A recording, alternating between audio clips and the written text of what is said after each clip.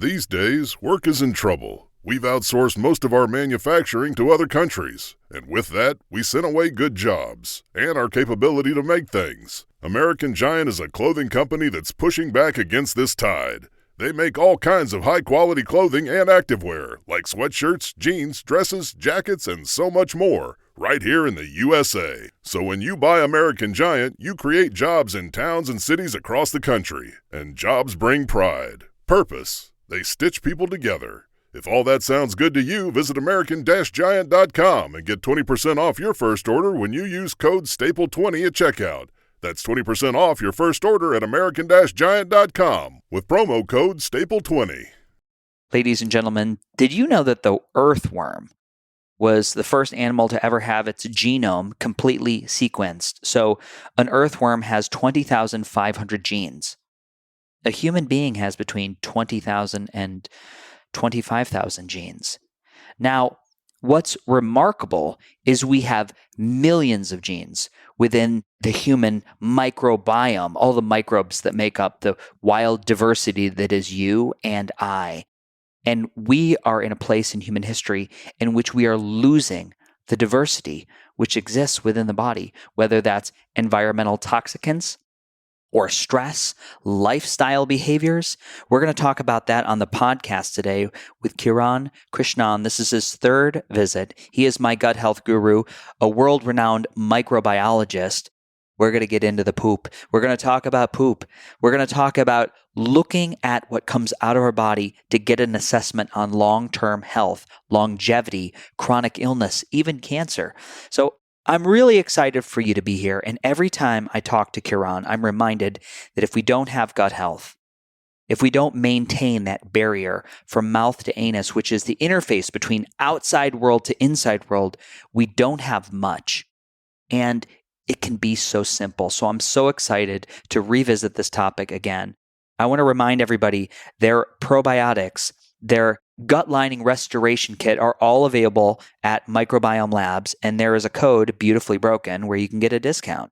So buckle in, cancel your plans, take us for a walk, or just sit on the couch and just digest this information. It's awesome. Let's do it. Welcome to the Beautifully Broken podcast. I'm your host, Freddie Kimmel, and on this show we explore the survivor's journey, practitioners making a difference, and the therapeutic treatments and transformational technology that allow the body to heal itself. Witness the inspiration we gain by navigating the human experience with grace, humility, and a healthy dose of mistakes. Because part of being human is being beautifully broken.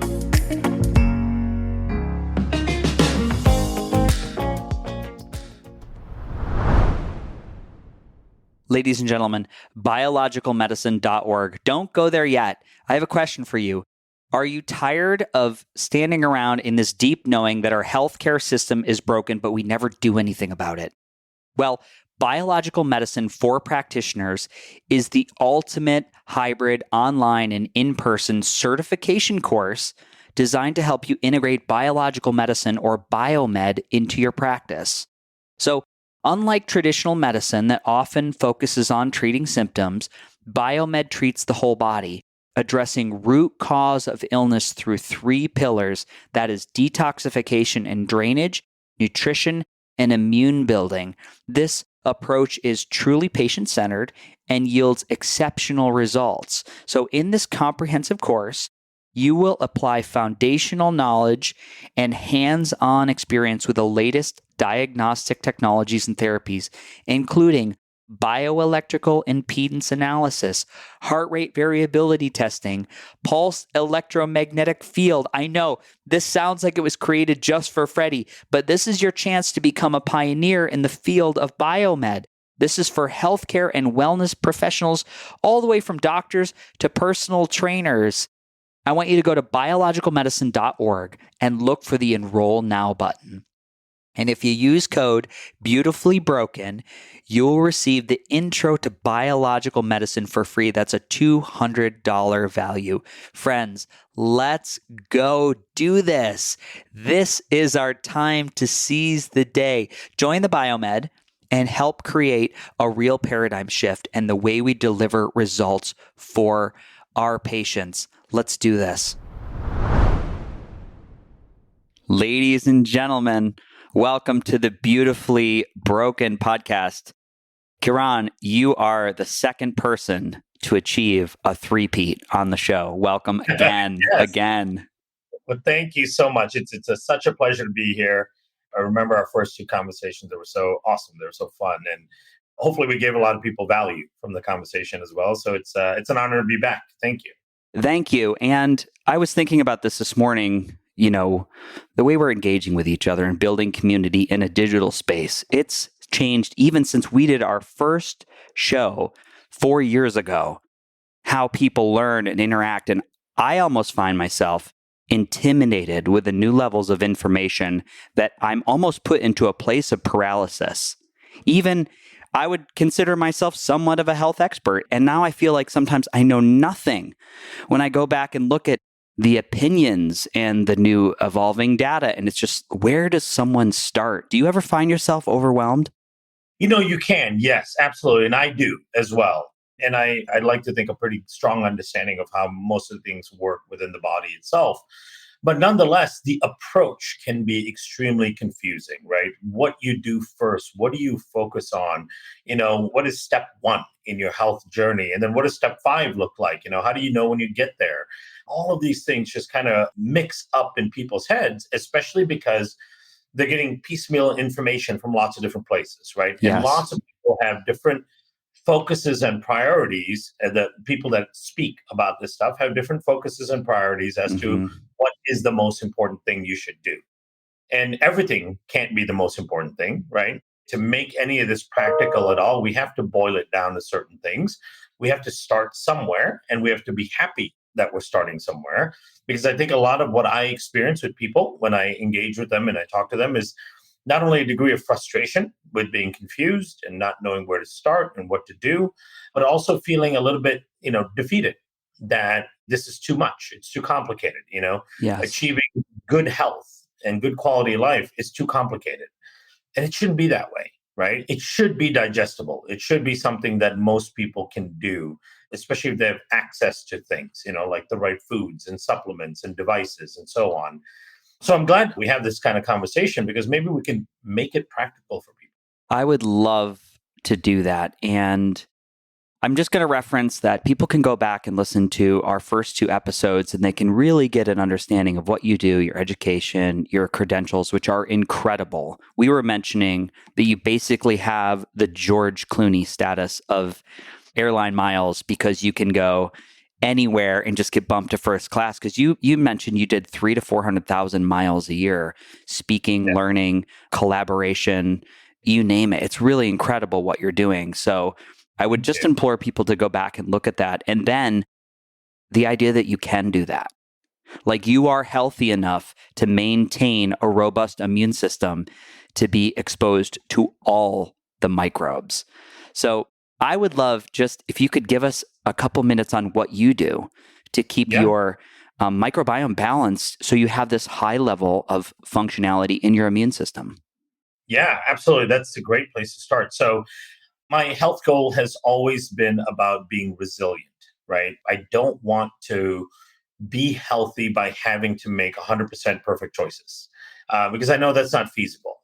I know there's going to be 20%, 25% bad choices that I make, and many of them deliberately because they're fun, right? I don't want to go out with friends and give the waiter a third degree about everything that's being cooked and touched in the kitchen and what may or may not have gluten in it, or not have to have a cocktail with my friends, right? Or, sometimes staying up late and sometimes missing workouts, right? All of these things should be able to happen, and your body should be able to be resilient. That's a fundamental characteristic of being human to me, is being resilient, right? That's why we're at the top of the evolutionary ladder. That's why we're at the top of the food chain, because we can exist under lots of different conditions of stress if our system can adapt to it, right? And as it turns out, when you start looking at the science, a lot of that adaptation and resilience comes from the microbes that you house in your system, right? We as a species are wholly inadequate to do almost anything, right? We have 22,000 genes in our chromosomes, right? That's nothing. An earthworm has about 22,000 genes, right? So we are in our own genetic capabilities as sophisticated as an earthworm is. But what makes us so interesting and what makes us so complex and gives us all of this amazing capability is the fact that we have over 2.5 million microbial genes in our system. That is the largest data bank of capability that we house. And if we house those and we allow those to flourish and exist in our system, that's where we tap into capabilities, resilience, adaptation, and all that. It's the microbes that provide these things for us, right? So for me, when it comes to resilience and foundational health, it's all about maintaining diversity of the gut microbiome. That is one of those key things that everyone can wrap their head around and grasp and work towards, that is not that complicated. And if you have a healthy, diverse microbiome, and we can explain what a healthy microbiome means, but if you have a diverse microbiome to begin with, you will live longer, right? That's what this research shows. In fact, they can predict the biological age of individuals very closely, very accurately by looking at the diversity of their microbiome, right? So, and that's the key aspect of how centenarians in all these different geographical regions, how they live to 100 plus with very healthy outcomes. All of them have very diverse microbiomes. Now, they go about it differently, right? There are some commonalities, but their foods are different, right? What they drink is different. Their environments are different. If you look at Okinawa, Japan, that it's a very different diet, environment, and all that than the Costa Ricans that are centenarians, or even people in the North America that are centenarians. They're very different environments, but all of them drive diversity in their gut microbiome. So for me, there's a small handful of things that I really hone in on every single day that helps me maintain diversity. That's a key aspect. Great. And is there as far as like a probiotic supplementation, is there a stack that you carry with you and a frequency to which you introduce that into the gut? Yeah, with probiotics, it doesn't have to be too complicated, right? I know it gets very complicated for people because there's so many offerings, there's so many messages out there, there's so many must-haves, and this is the most important, that's the most important. For me, when you look at a probiotic, I really want two things out of it. I want a probiotic that enhances diversity, right? And that has two components to it. Component number one is a probiotic that can combat some of the dysfunctional bacteria.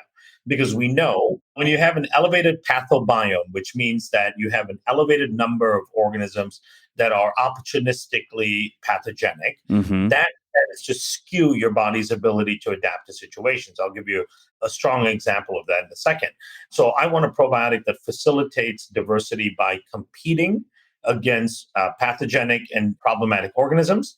And then I want one that also supports the growth of really important keystone species, right? So if you will, a gut orchestrator, that's a really important foundational probiotic. Now, as it turns out, humans have been consuming this kind of probiotic for millennia, since the dawn of time, inadvertently through the environment, getting exposed to dirt, eating things out of picking and foraging foods, drinking waters out of rivers and streams. There are lots of ubiquitous organisms in the environment that can actually facilitate some of that activity, right? So activity number one, I wanted to maintain diversity.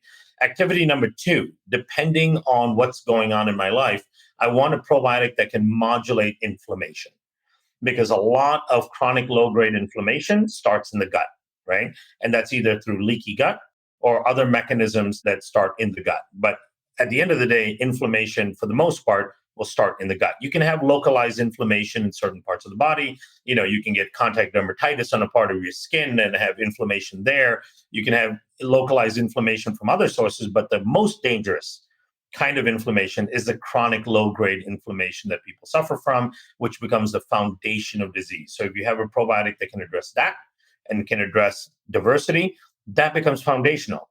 Everything else is about diet, lifestyle, prebiotics, enzymes, all these other things that you can utilize to facilitate those basic functions. Yeah, beautiful. My friend Anahita just got a hold of a product from Microbiome Labs in which she was referencing it has a keystone strain included, or a heritage strain. Can you remind me what the term was? Yeah, keystone species. Yep. That's right. Keystone. And she said, she was like, the directions on the package were to take one a day to start out for a while. And she was like, I'm great. I'm a functional medicine health coach. I could take two. She said, Freddie, I had this crazy cramping for like a couple days. And then 2 weeks down the road, she's like, all I've wanted to do is take pictures of my poop because they're like mind blowing, perfect S curve into the toilet. Yeah. And she's been really impressed with the results. And she is self-proclaimed. She was like, I go well normally. I wouldn't have said that was a problem until I noticed the change in frequency and the shape of her bowel movements. Yeah. And that makes all the difference, right? We ignore that quite a bit. We don't look often enough into the toilet as a indicator that something is going wrong in the digestive tract. Now, your digestive tract is incredibly resilient to begin with, even if you start off with an unhealthy microbiome. Just think about, shows that exist, like what is it called? My 800-pound life or 500-pound life, right? You think about humans Yeah. that have stretched their system to the point that they are 6, 7, 800 pounds and they're still alive, right? It speaks to the resilience of the system to begin with. Now, imagine you don't create those stressors, you don't stretch the system that far, but yet instead you continue to support some of the key fundamentals of the system. It'll work for you beautifully for a very long time, right? Those kind of examples to me are really critical because it tells you how resilient the system can be, even under that kind of stressful condition. So, but you have to take these little clues, right? You have to look in the toilet. You have to look at when you eat something, does that create some sort of disturbance in your gut all the time? And then you go, well, I just can't eat that thing, right? Well, that may not be the answer, right? Or I get 5 or 6 sinus infections a year. I've always had that, Mm-hmm. or I just have allergies. I can't touch these 7 things, these things that we kind of just blow off. They're all signs and signals that the system is not functioning the way it should. And there's some basic things you should do in order to start adjusting that. Yeah. I go back to the idea that there was usually a time in someone's story when they could do those things, Yeah, which was exactly. always like when I would go into a gastroenterologist or an immunologist and they would tell me, well, these things are all problematic. I was like, but 2 months ago they weren't. It was totally fine. And all of a sudden, what happened? They're like, well, that's not today. So we're just gonna take these things out. They'll forever be out. They're gonna be trigger foods. They're gonna make you sick and old and tired, and they're gonna make your joints hurt. And so that was something that there was just a low level of awareness, or there was no desire to explore what happened in the terrain to make that shift. Kiran, the label on the package, it was MegaGenesis. Yes, I love that product. MegaGenesis, which she said it had industrial spores from the non-industrialized world that supports a primal gut mechanism. So what would be unique in that strain? Yeah, so to clarify, that one's actually not a spore. It's a lactobacilli, actually. So we're a microbiome company in general, right? So which means that we have a few components to our charter that's really, really important. Number one is, of course, making discoveries around the function of the microbiome, right? So to understand the system better and to elevate the overall science. So this is why we do a lot of the studies that we do, is we're trying to understand how modulating certain things impacts disease process, health process, and so on. The other thing is, of course, then developing tools that you can use to modulate the microbiome and for health benefit. And the last thing is about preserving the microbiome, right? That's a component of what we are starting to do that, to me, is arguably one of the most important things that we should be focusing on, right? So the kind of things that keep me up at night, I tend to sleep pretty well in general, but if I am up at night, the kind of things that keep me up at night is the mass extinction that's going on in the gut microbiome, right? It is an absolutely scary thought. I started this conversation by saying that our resilience and our capabilities, for the large part, comes from the amazing treasure chest of genetic and protein capabilities that our microbiome houses for us, right? Imagine we start losing large components of that biome, we start losing capability and functionality, right? We will become ill adapted to exist in the world that we're in right now. But that's happening right now. right? So if you look at hunter-gatherer tribes that exist today in Tanzania, the Hadza tribe, or Papua New Guinea tribes, and so on, if you look at their alpha diversity, which means the number of viable species in their microbiome, they tend to have alpha diversities at 3, 4, 500 active species. We've done over 10,000 microbiome and tests in North America. The average species the average alpha diversity we see is about 125, right? So since we left that lifestyle, we've lost probably 2/3 of our microbiome. Wow.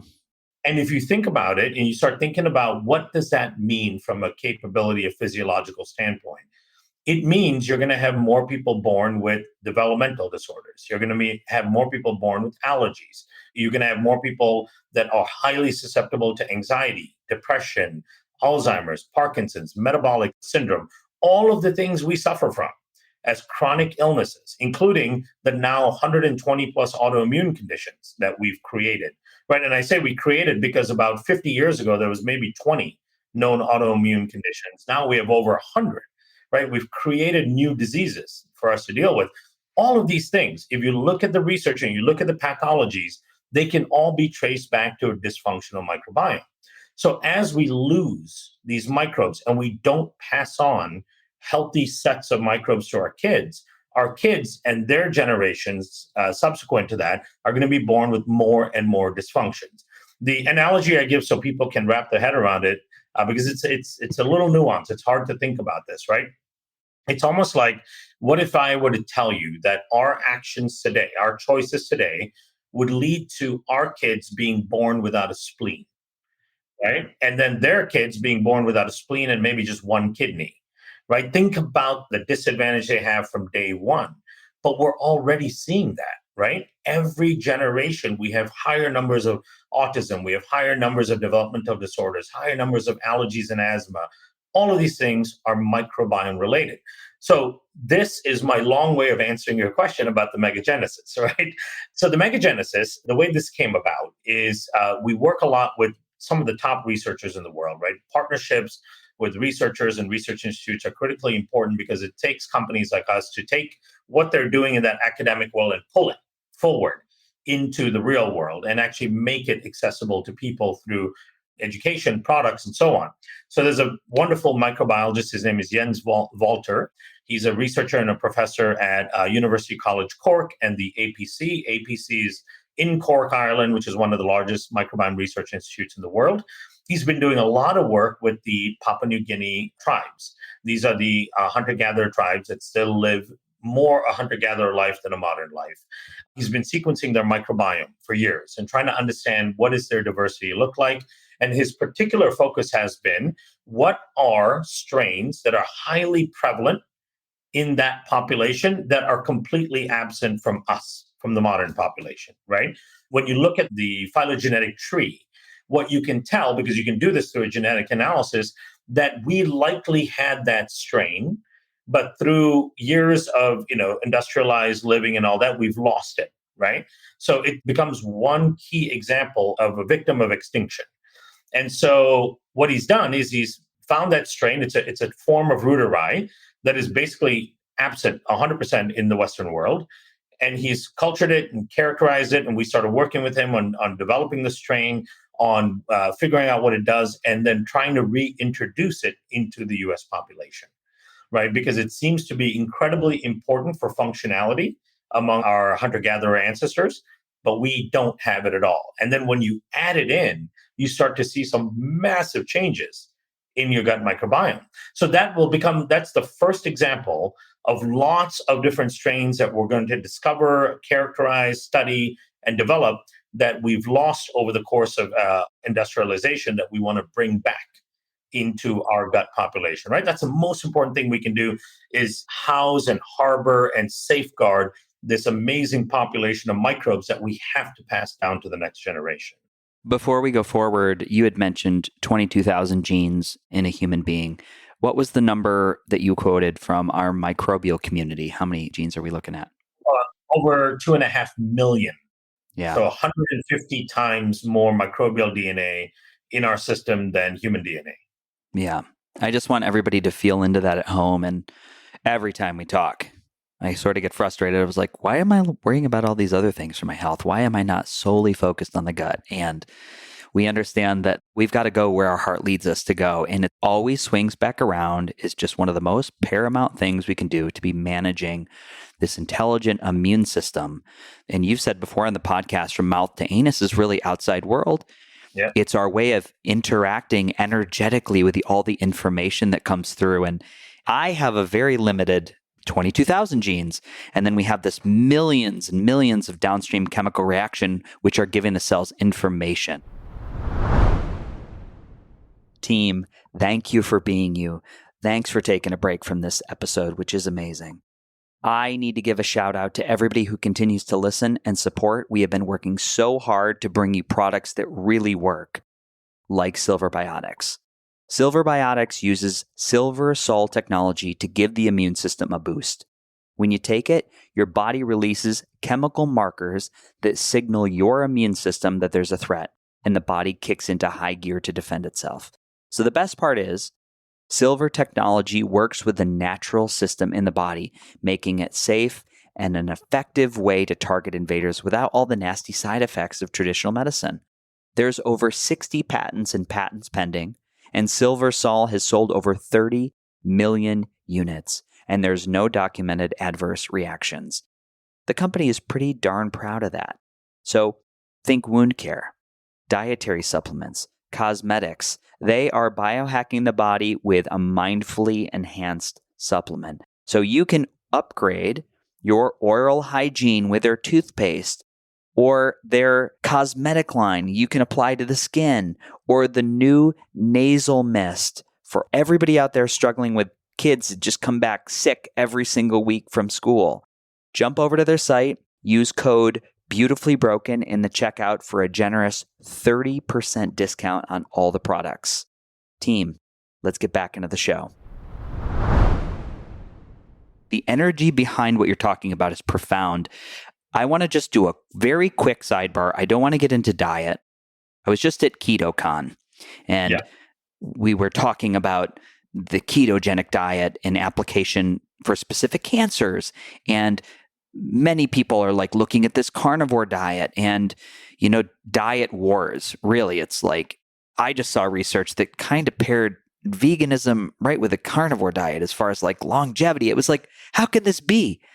And is there research in your lived experience to support that microbial diversity may play a greater role than what we're eating?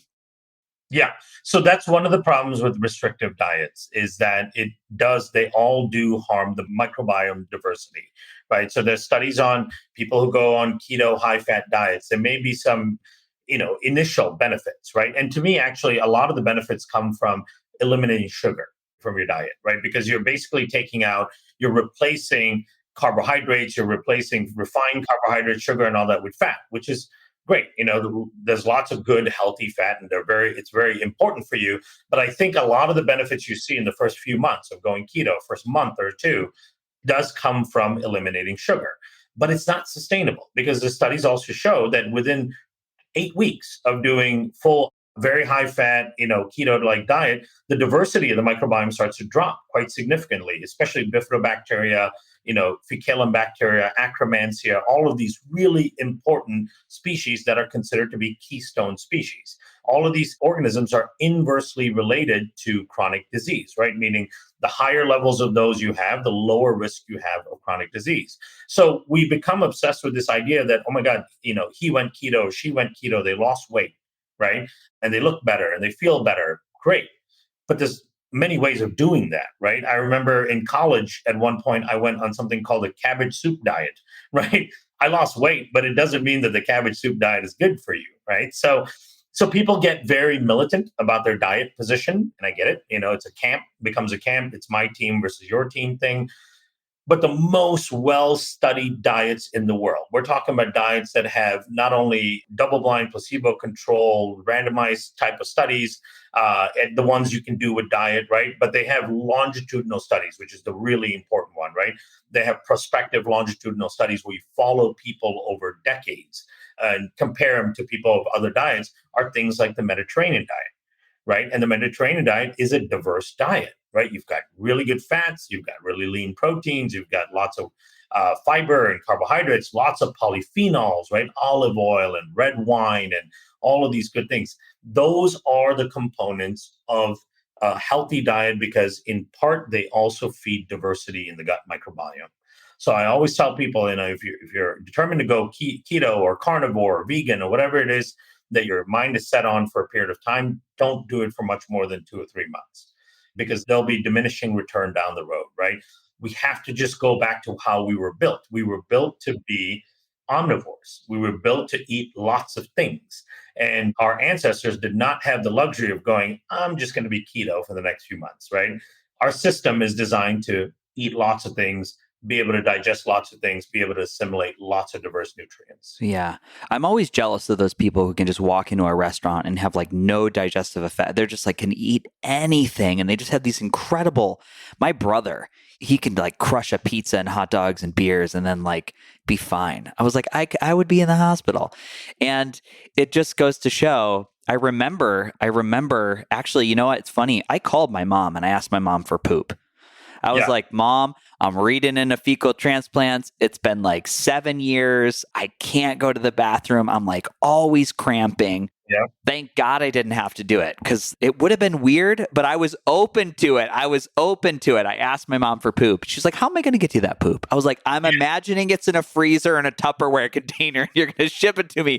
I don't know, but I'm ready to make a milkshake out of it and do a fecal transplant. Oh, man. Well, I know. Crazy. But you get desperate. I was desperate. I didn't care. I said this a lot. A lot of the decisions that I made about my health, which greater informed what I saw the ends of the spectrum to be, even the failed experiments, have been very valuable. They've guided me back to a very consistent truth, which always comes back to diversity and not living in a camp of absolutes, like staying open, staying curious. Yeah. I want to talk about, before we jump to these extremes, taking a look at what's going on inside. That just came in the mail. I have a new FX biome from Microbiome Labs. Awesome. Which I'm going to be able to take a look. And really, I can tell you in 3 months, I've had 3 months of just like such steady progress. It's been a lot of shifting around using some of the prebiotics, which I could never tolerate before. Now I can. That's made a big difference for me. Doing a little bit of fasting and then working on scar tissue for me in the belly, which has affected transit time. And that's the big one. Like, great example. Everybody's going to have a different past. Some people have scar tissue, which affects the flow, that movement, that parasympathetic wave down the intestines. So we got to plan for those people too. But if I'm going to open up this box, and actually, Kiran, you'll laugh. I put into ChatGPT. I was like, rewrite the lyrics for Dick in a Box from Saturday Night Live and do it to a stool diagnostic poop in a box. And it gave me this great lyric. Girl, it's my shit in a box, girl. Microbes in there, a whole new world. Gonna send it to the lab. There unfurl all the data about my microbe swirl. That is amazing. Wow. All right, you got to record that while you're doing the test. I got to get the track and I got to find the beat. But I'm imagining 1, I put my poop in the box. 2, Right. I put a stamp on my box. 3, I put the box in the mail. Something like that. Totally. I love that because, poop can be fun, right? And sampling poop can be fun, especially with the outcomes that you get at the end of it. And it's ChatGPT is phenomenal. It's wild. It's a powerful tool. So when I send this box away, when I send my poop away, which I would just say, if you're cringing, if it feels weird, I promise you, there's really good information here to just learn about your body. I was very depressed my first test that I got back because there was 1 percentile, no diversity. I had been on 3 years of doxycycline for Lyme, oral, and it was kind of gone. So I built it back. It's taken time. But what is this? I feel like it's a new test. I feel like there's a quicker turnaround. You got some new data in this new diagnostic for home users. Yeah. One of the important things about genetic analysis is that the technology improves by leaps and bounds every about 3 or 4 years, right? And if you look at what we were able to do from a sequencing perspective 4 years ago, that was like a flip phone compared to what we can do now being an iPhone, right? So that's the difference in technology. And most people shouldn't understand that or know that. But one of the things we've done now with this new version is we're able to go deeper in the sequencing. So normally, and this just gives people a reference to keep in mind, we've normally over the last few years gone to 3 million base pairs, right? That's the resolution in which that we were able to sequence. So think about it as like 3 million megapixels as a resolution that we can do. Now we can go to 6 million megapixels or 6 million base pairs. So the resolution is double, and which means that our picture is much more clear as to what that community looks like, right? So one of the most important things about stool sequencing and sequencing the microbiome is that you have to be able to map what the microbiome looks like from a population standpoint, right? It's not necessarily who's there, but it's who's there in what proportion and who else is there, right? It's a neighborhood type of mentality, right? And if you're looking at variables within the microbiome, the context really matters. One of the, like you might see other stool tests that really focus in on pathogens. And this can be very disruptive to people's health because they have these weird, unusual ways of measuring pathogens. And what you end up getting is a test that screens pathogens all over the place, right? And then inevitably, what's going to happen is doctors are going to jump in and start using antibiotics, antimicrobials all the time. That's actually going to destroy the rest of the microbiome and actually make it easier for pathogens to grow. And we've seen so many of these people come to us after 6 months, 8 months, 12 months of antimicrobial therapy going, my gut is now destroyed. It was bad back then, but now with all of this, because there was these pathogens on the test, my gut is now destroyed. And that's because it's missing context, right? So one analogy I give people is like if you're a city planner and you're planning out, a neighborhood or a city, and somebody randomly came up to you and said, hey, are 5 police officers enough for your city? One of your first questions would be like, what's the population, right? That context makes a difference. If it's 1 million people, 5 police officers are absolutely not enough, right? If the city has 100 people, by far that's good enough, right? So that context of what else is there in what proportion is really important. So we've worked really hard over the last 5 years to build that muscle of being able to map the microbiome effectively.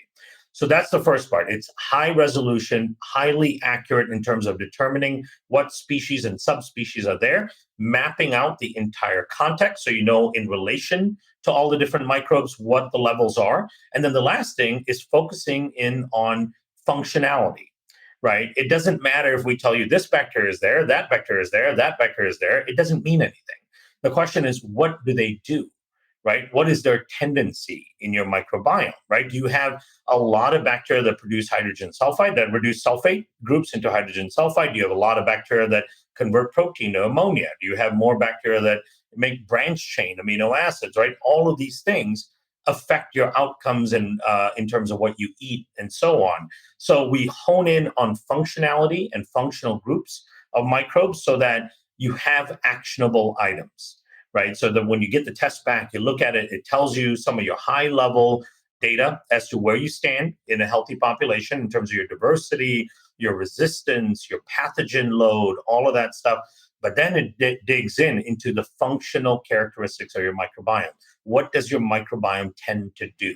Right. And that gives you an idea of what choices you should make when it comes to food and supplements and all of that stuff.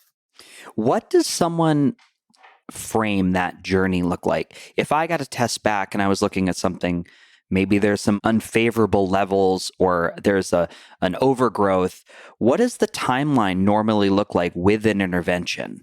Let's say they're going to try to redistribute the beneficial microbes around the gut. Yeah.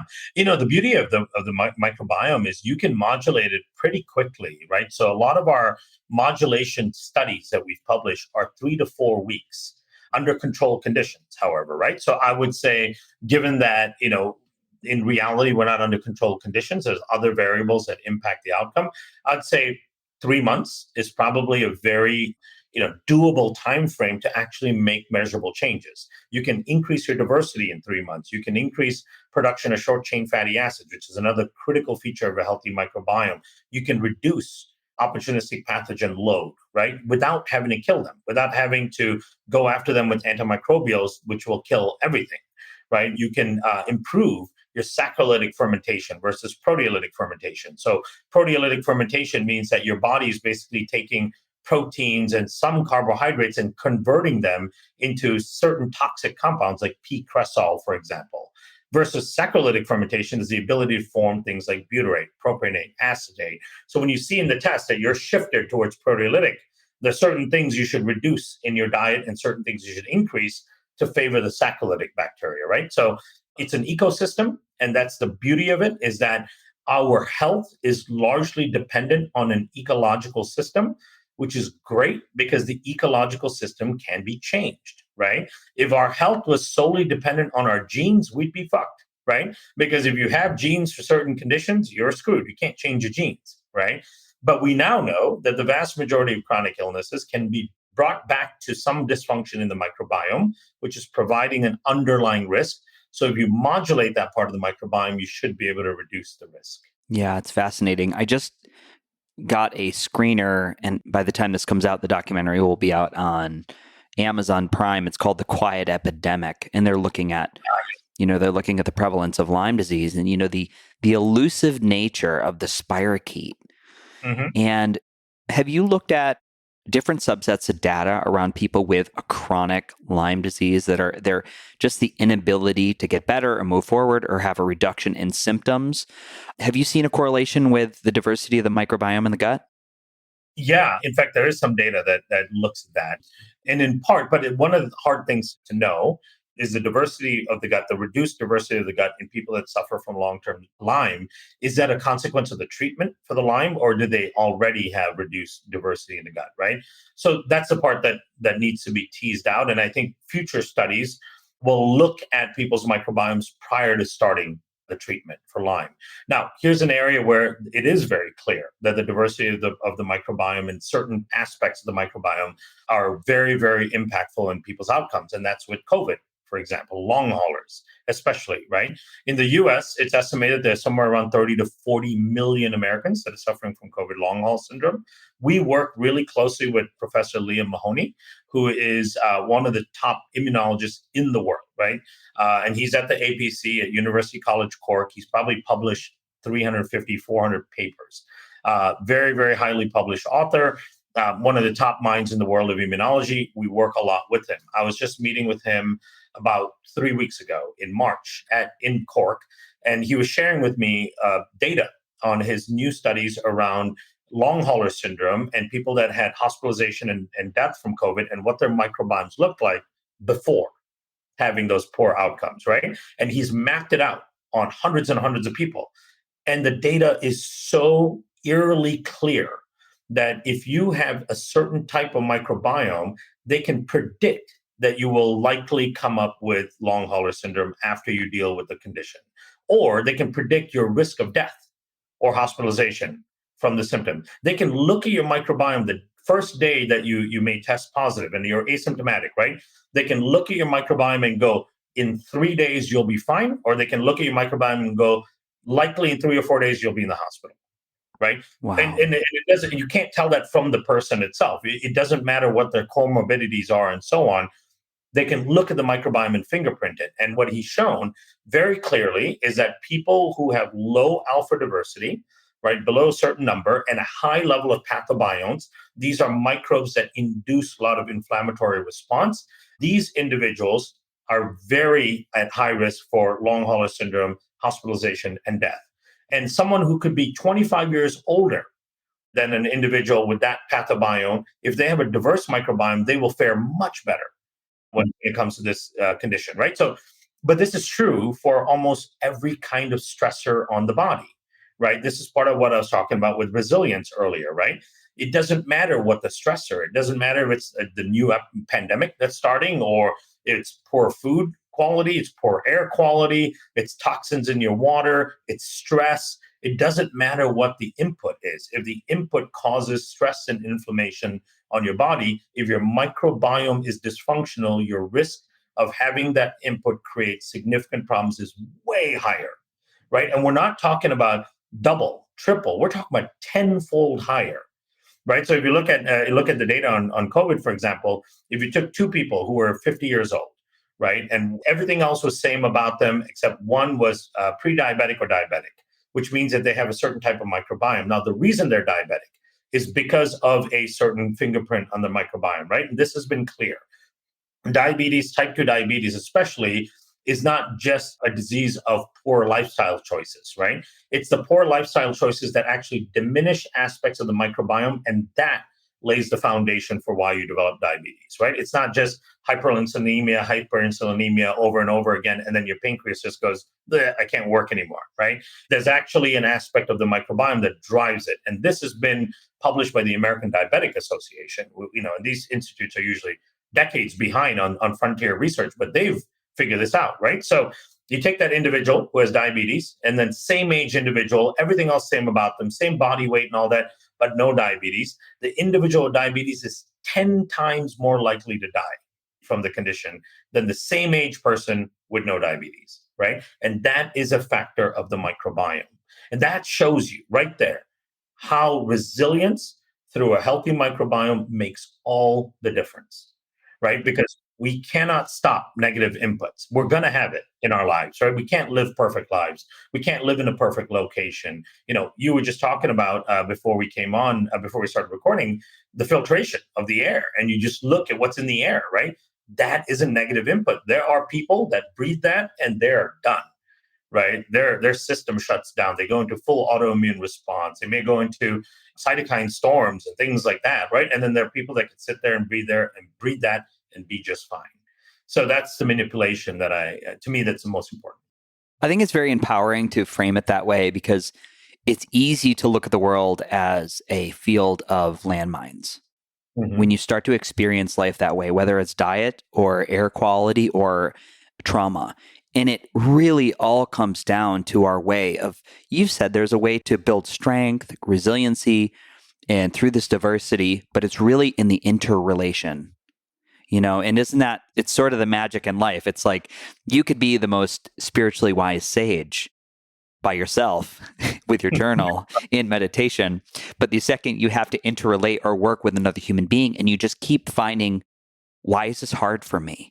We have to do that in practice. So I'd love to pivot and just talk about some things we can incorporate into practice to help build the diversity in the microbiome that are lifestyle choices that maybe you see as your top 2 or 3 things. Yeah. So for me, and I think one of the most important things I do and have done over the last 6-7 years is fasting, intermittent fasting, right? Intermittent fasting, I do a 14 to 16 hour a day fast, 6-7 days a week. It's so easy now. It was a little bit hard in the very beginning where I might have had to start with 12 hours, right? And then after a week, push it to 13, then push it to 14. Now, I don't even think about it. In fact, I have to remind myself around like 2 p.m. to go, oh, well, I haven't eaten yet. I got to go eat, right? But a lot of high functioning things I do in the morning, interviews and research work and all that stuff, I do that all fasted. In fact, I used to race. I'm a competitive cyclist. And so, I raced on a team. And I was the only guy on the team that did all my racing, all my training completely fasted, right? So I'd get out there at 7:00 in the morning. I'm now 10 hours into a fast, and we're riding competitively for the next 5-6 hours. Everyone else is popping gels and bars and all that stuff nonstop. I'm just drinking water with some electrolytes, and I'm perfectly fine. And so to me, that is one of the most important things, because there are components of your microbiome, right, that only flourish during a period of fasting.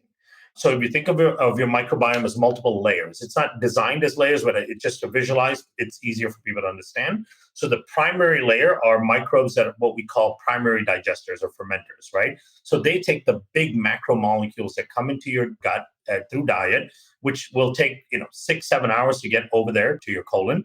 They take those big components, the big fiber components, the remaining proteins, the fats, and they start metabolizing and breaking those down. Now, the byproducts of those go to the secondary fermenters, who then start breaking down those byproducts. They produce side products as a result of that, and then they send that down to the tertiary metabolizers. And then those metabolizers start working on those other byproducts. So you've got this like staged fermentation that occurs in the gut. The thing is, if you think about it, by the time that the third layer gets to start eating and fermenting and growing and proliferating, it's a good 10, 12 hours after you last ate, right? So then if you're eating again, what happens is it stops that third layer from start doing what they do because it reactivates the first layer. They're just hanging out dormant. They're happy. They've already done their fermentation. But boom, here comes more food. They have to get active again and start proliferating and fermenting and so on, right? So in order for you to actually have increased diversity, a period of not eating allows all of the microbes in your system to eat, right? If you eat too frequently, you stop the process of fermentation and digestion somewhere midway, right? So fasting becomes really critically important that way. It actually helps the microbiome. The other thing that helps diversity in the microbiome, and that's counterintuitive. A lot of people think, whoa, don't eat and it helps the diversity? Yes, there needs to be a period during the day where you don't eat. Second thing is about increasing diversity of your diet, right? Adding in new foods on a somewhat regular basis. Some of the tips I give people is just go to like an ethnic grocery store. You live in a wonderful place, Austin, that has all these amazing ethnic grocery stores, Middle Eastern stores, Asian markets, and so on. Grab one thing from that market, right? One root, one tuber, one vegetable, one form of protein, whatever it is that you don't normally eat, add it into your diet that week, right? And try to maintain it. And then next week, add something else. By the end of the year, you've got 40, 50 new foods that you've added to your diet. And every one of these foods have different bonds, different structures that feed different organisms. The more diverse your diet is, the more diverse your gut microbiome will be. So that's two simple things you can do. The third one is about getting outside, right? Getting outdoors. It has a huge impact on the diversity of your microbiome. And I don't mean just walking down the street. That helps to some small degree, but it's really about being in natural environments, going in hikes, going to the beach, places like that. And I recommend to people when you go on hikes to do two things, which really will enhance what happens to your microbiome when you're hiking, right? Number one, the hiking, the exercise part of it is great, just breathing the air, but touch things. Right? Like when I go with my kids on hikes, I make sure they're picking up rocks and they're grabbing sticks and I'm having them feel this leaf, right? See the texture of this. Look at this bark. Feel how that feels compared to this bark. And I want them to be curious about those things, but mostly what I want them to do is touch nature, right? And then at some point in the hike, I'm going to toss them an apple or a sandwich or something. So they grab something and they eat. I don't have them clean or sterilize their hand before that, right? That is the most fundamental thing we do as a species that supports our microbiome is eating in nature, right? That's what we've done ever since the dawn of man. That's what all those hunter-gatherer tribes do every single day. They eat in nature. When you eat in nature, you actually absorb and expose yourself to a lot more microbes from the environment, right? More so than just walking through. So that's a third thing that you can do. The fourth thing, which is one of the coolest and favorite things, is getting a dog. Hopefully you're dog people, or you haven't thought about a dog, but dogs enhance the diversity of your home, microbial diversity of your home, especially if you take the dogs out on walks in natural environments. They're going to pick up all these microbes and they're going to bring it in to the household. And households with dogs have kids with fewer incidence rates of asthma, allergies, viral infections, and so on, right? So those are four simple things you can do. And the fifth one, I would say from a lifestyle perspective, is managing stress. Because stress is one of the most profound disruptors to the gut microbiome, right? And the reason for that is every time you have a bout of stress, what happens is there are opportunistic microbes in your system that read the stress hormones that as the signal for them to proliferate their virulence factors, right? So what they do is they sit there, and they're called opportunistic because they're waiting for the right opportunity where the host's immune system is suppressed or compromised in some way. Then they go, hey guys, this is our turn to proliferate. And they're designed by nature over course of evolution to look for things like epinephrine, norepinephrine, cortisol, and so on. So when these things elevate in your system, those organisms go, this is when we turn on our genes, and they fire up. So if you have multiple bouts of stress throughout the day, it's like taking a little antibiotic each time, right? You're going to create severe dysbiosis. In fact, in 2015, there was a publication in the Frontiers of Immunology, which was a meta-analysis paper, which means that it looked at dozens of research papers on the topic. They concluded from this that stress-induced dysbiosis which is a dismantling of the gut microbiome, an imbalance of the microbiome, which leads to leakiness in the gut, right? And then the translocation of toxins in that leaky gut was the number one cause of mortality and morbidity worldwide, right? Is the number one cause of death and disability worldwide. Stress that leads to dysbiosis, that dysbiosis causing leaky gut allowing toxins to leak through, in particular things like LPS, right? Just think about that mechanism and how that simple mechanism is the number one killer worldwide, because it sets everyone up for chronic low-grade inflammation, which is the foundation of most disease conditions. So think about if you can manage the stress, if you can manage the diversity, if you can enhance the diversity, if you can enhance the keystone species, if you can balance your diet and increase the diversity, you're doing an amazing job already. Everything else you add on top of that is just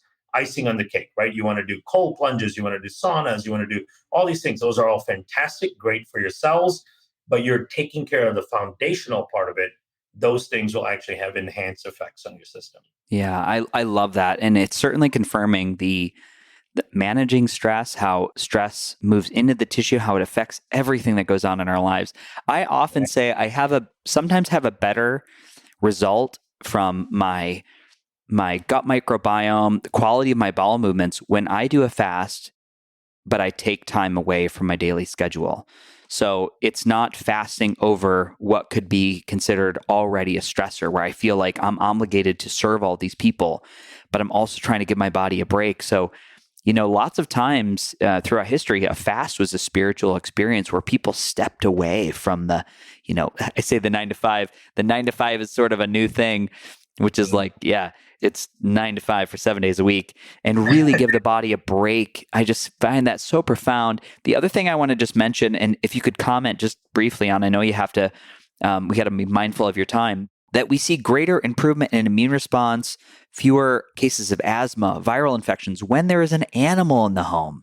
Mm-hmm. That just blows my mind, because you would think it's counterintuitive that the dog's walking around, picking up feces, walking all over the place. But I've heard you talk about how unsterile the modern day toilet is. The idea that can you speak to that a little bit, that we kind of all share a microbial community if we're sharing the same bathroom anyways? Yeah. And even if you have two separate bathrooms in the same household, you still are, because when you think about it, and this really was highlighted by a study that came out from, I think it was done by Johns Hopkins University, where they followed individuals that were taking a course of antibiotics, right? So before the individuals started the course of antibiotics, they did a bunch of stool tests to map their microbiome. Then they followed the microbiome through the course of antibiotics, and then up to 6 months after. Of course, with no surprise, you find that during the course of antibiotics and then up to 6 months after, you see all of this dysbiosis happening in the microbiome as a result of the antibiotic course. But what was fascinating about it is they also followed the microbiomes of household companions of those individuals who weren't taking the antibiotics. And they found that those individuals also saw similar perturbations in their guts, right? So we live in this microbiome cloud in our communities, in our household, absolutely, in our office settings, probably as well, right? But the reason is because we're shedding microbes like crazy all day long, right? Through our skin, through respiration, through farting, right? Farting is a bunch of microbes come out of your system. You're constantly shedding your microbes in the environment. The toilet, for example, is a beautiful place to aerosolize and shed microbes. So if you imagine you've got one bathroom in the house, you've got a roommate or someone that lives there, it doesn't have to be a platonic partner. They defecate in that toilet. That's going to solubilize a lot of bacteria on the surface of the water. The moment they flush and that thing swirls, you're going to get an aerosol of microbes into the air. That's going to get sucked into the air vent system and blown out into other rooms. One room where your toothbrush may be sitting there, right? Or a fruit sitting on the counter, or something you set out on the counter, some food. That poop bacteria is going to settle in on that food, or those things that are going to go into your mouth. So we are sharing microbes, whether we like it or not. So it becomes really important that the biome of the household is healthy, because a negative biome in the household can absolutely influence the rest of the people, right? So it becomes part of your job. If you're the health person in the household and you're trying to improve your outcomes, you've got 2-3 other people in the house that don't care, and they're just making poor decisions all the time and shedding bad microbes into their environment, it becomes important for you to wrangle that environment and make sure everyone is paying attention to diversity and a healthy microbiome. Yeah, it is a family affair. We're going to leave it at that. Kiran, I'm going to let you go. I so appreciate your insight. It's so valuable. I'm fired up. I'm going to take this stool test and I'm going to do some work. I'll talk with your team and then maybe we can do a follow-up in like 4 months. That'd be awesome. I would love to see what your stool test looks like now. That's so awesome. Yeah, I will candidly and with a little bit of trepidation, I will offer that to the audience, and we'll definitely do a Zoom, and we can do some screen sharing so we can walk through some of the results. That'd be awesome. It's just great information. The things I would love people just to really feel into is we're so outnumbered by the microbes in the system. They carry so much more information than we want to give credit for. We think it's about the body, how we interrelate to the world, both energetically and through the food that we take in is paramount. And it's a family affair. When you have a household, and many times I hear this from people, they are the caretaker of another person, and it's all about that person with a chronic illness, and they're not doing anything. It really is time to lean into like not only the dietary and the stress management techniques, but when we're going to work on the microbiome, do that as a unit in the family. I think we'll have better outcomes. I certainly see that across different spectrums, not just what Kiran is talking about, but across other modalities of healing. Everybody should be doing these things, and really we can make it fun that way. So I want to close this down. Kiran, the Beautifully Broken podcast, you're a 3-time guest. I love it. You get 15, 20 seconds to say something to the people of planet Earth. You get to impart everybody with just one piece of wisdom. What would you say to everybody today? I would say that know that there is a tremendous amount of hope for the things that you're suffering from, right? I understand if you've had a condition, if you have a condition, if you're working through it, it can seem hopeless because a lot of times you're going to go to medical outlets and resources that are going to say, there's nothing we can do about that, right? Maybe we can manage this symptom or that symptom. There's no cure for that, right? People hear that all the time with the things they're suffering from, and that can create a sense of hopelessness. And the definition of depression is loss of hope. Right. So I want people to know that you can fix almost any issue that's going on in your body that's a chronic issue. If you look at the ecosystem, if you look at the microbiome, it can absolutely help. So there's lots of hope. Keep listening to programs like this. Keep empowering yourself with knowledge. You absolutely have control over your outcomes. Ladies and gentlemen, Kiran Krishnan, thank you for being here, and thank you for being a guest on the Beautifully Broken podcast. Big love, everybody. Ladies and gentlemen, you and I are moving on a 4-year relationship. That's got to be some kind of a record. Thank you for tuning in. If you enjoyed the show, head over to Apple or Spotify and please give us a review. I know how busy you are. I know you got a list of things to do that's a mile long, but it makes more people across the world hear this mission. And one more ask before you go. There's a way that you and I can continue learning. There's a way that you and I can continue to deepen the relationship that started in this episode. You could visit beautifullybroken.world and you can check out our brand new website and store. Listed are all the wellness tools, the supplements, the articles backed by scientific protocols to move forward into wellness, the products that I am using and I personally love. Most of them offer a significant discount by clicking the link or using the code. And the beautiful part? They don't cost you anything extra, and at the same time, they do support the show. Now, we have another new feature alert. I don't want to overwhelm you, but if you want to see the beautiful faces of our guests, if you want to watch me unbox and review products, head over to our brand new YouTube channel, Beautifully Broken World. This last message is from my vast team of internet lawyers. The information on this podcast is for educational purposes only. By listening, you agree not to use the information found here as medical advice to treat any medical condition in yourself or others. Always consult your own physician for any medical issues that you might be having. Our closing. The world is shifting. We need you at your very best. So take the steps today to always be upgrading. Remember, while life is pain, putting the fractured pieces back together is a beautiful process. I love you. I'm your host, Freddie Kimmel. American Giant makes great clothing, sweatshirts, jeans, and more right here in the U.S. Visit American-Giant.com and get 20% off your first order with code STAPLE20. That's 20% off your first order at American-Giant.com, code STAPLE20. Unplug your cleaning routine with the Ryobi 18-volt ONE+ cordless cleaning lineup. From the soap-dispensing telescoping power scrubber to the advanced stick vacuum, Ryobi has a solution for every cleaning task. One battery powers over 300 products, giving you the power to do more. Exclusively at the Home Depot.